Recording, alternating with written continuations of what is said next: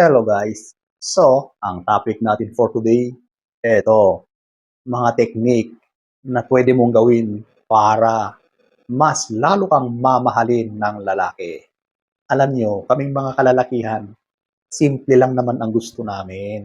Ayaw namin yung mga masyadong komplikado. So, kung interesado kang malaman ang mga ito, panoorin ang video na ito. So, without further ado,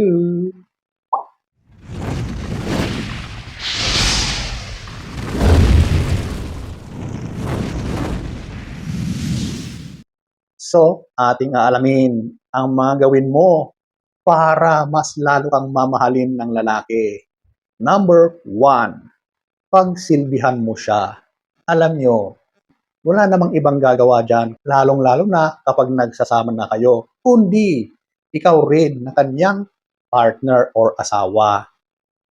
Alam ko na may mga ibang mga feminist na ayaw sa mga ganitong setup kasi pakiramdam nila kapag pinagsisilbihan daw ang lalaki ay uri ng pang-aapi daw sa kanila. Ganun po ba yun? Hindi po ba dapat tulungan ang isang pagsasama? Ang lalaki, lalabas yan, magtratrabaho para sa pamilya or sa kanyang partner, para sa kanilang dalawa. Dapat din naman na kung ano naman yung gawaing bahay, ganun lang naman, hindi naman kami humihingi ng mga pabor na labis-labis. Yun lang, pagsilbihan nyo, yung asawa nyo or yung partner nyo. Hindi naman siguro kalabisan yon, di ba? Hindi naman siguro yun pang-aapi. So yan lang naman ang isa sa mga gusto namin, yung pagsilbihan nyo kami at sigurado yan, mas lalo kayong mamahalin ng partner nyo. Number 1. Number 2, ito yung maging submissive. Di ba? Medyo kahalintulad nito yung number 1, yung pagsisilbihan. Ano nga ba ang ibig sabihin ng submissive? Ito yung ipakita mo sa partner mong lalaki na sinusunod mo rin siya, 'di ba? May mga alituntunin ng mga mag-asawa na dapat ginagawa ng bawat isa. So bilang babae, gawin mo rin yung mga nararapat para sa partner mo. Ibigay mo yung katawan mo sa partner mo at yan yung sex. Isa yan sa mga examples ng pagiging submissive. Isa rin yung sinusunod mo yung mga sinasabi ng partner mo. Hindi ko ibig sabihin na lahat na lang ay gagawin mo at wala ka ng opinion. Of course, kapag alam mong mali, hindi mo gagawin. Pero kapag alam mo naman na tama at yan ay nakakabuti sa inyong dalawa, ay gagawin mo. Di ba? Kapag ginagawa mo yan sa partner mo, sigurado na talagang mas mamahalin ka niya. Number 2, Number 3, ito, yung loyalty. Sakop nito yung pagiging honest ka sa relasyon nyo. Yung walang panloloko, yung hindi ka nakikipag-relasyon sa ibang lalaki maliban lang sa inyong partner or asawa. So yan ang ibig sabihin ng pagiging loyal. Alam nyo, sa lahat, mapalalaki man yan or mapababae, yan ang isang bagay na kapag nalabag yung loyalty, yun ang isa sa nakakatakot or ayaw mangyari ng isang kapareha. Kapag nalaman niya na niloko na siya ng kanyang kapareha, nag-cheat niya yung kanyang partner, sobrang napakasakit yun sa lalaki, sa isang partner.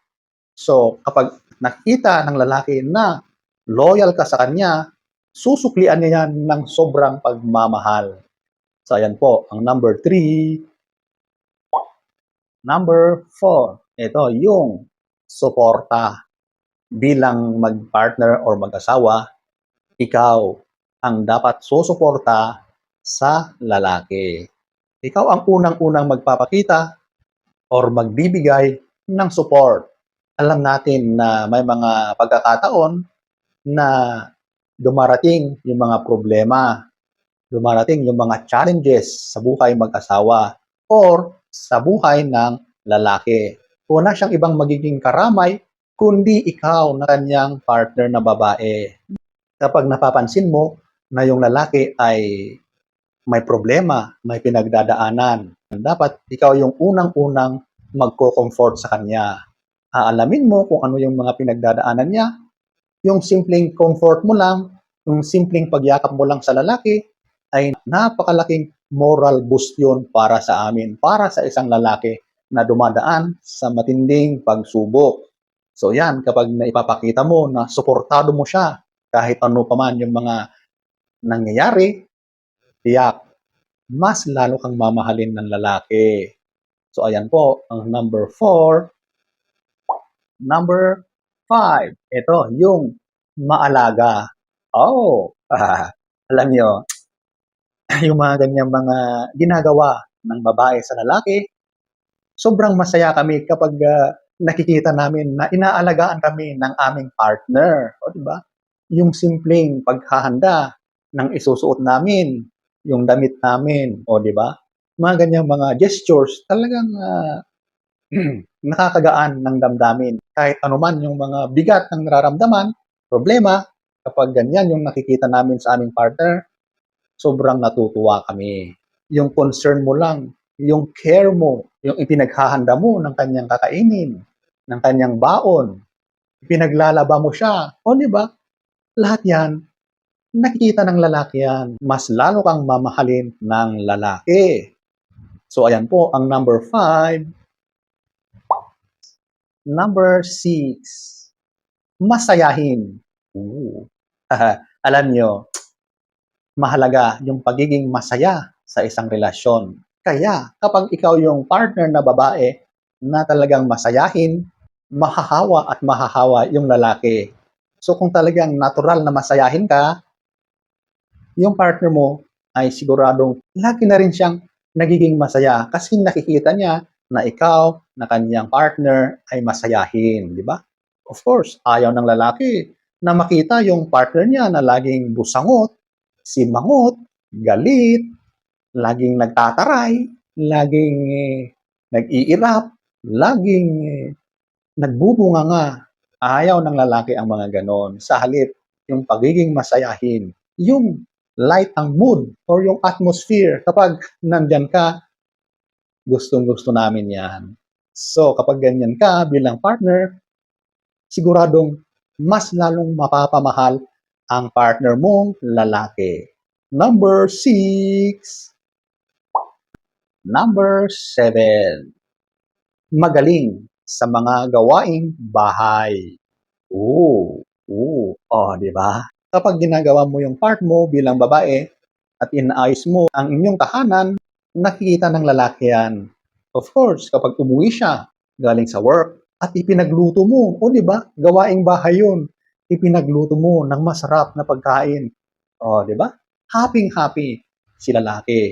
Ipinaglaba mo ng kanyang mga damit, mga gawaing bahay yun. Lahat. Nilinis mo yung bahay, di ba? Kapag malinis ang tahanan nyo, maaliwalas, di ba? So, komportable ang nasa loob ng tahanan. Kapag ganyan ang partner na babae, sobrang mapapamahal lalo ang lalaki sa iyo kaysa sa babae na walang alam sa gawaing bahay. Naku po, parang sobrang nakaka-turn off yun. Totoo yan. So, ayan po, ang number 7. 2,000 years later. So, ayan po, ang mga technique or mga gawin mo para mas lalo kang mamahalin ng lalaki. O, di ba? So, sana ay nagustuhan nyo ang ating topic for today. Next story time. Don't forget to subscribe.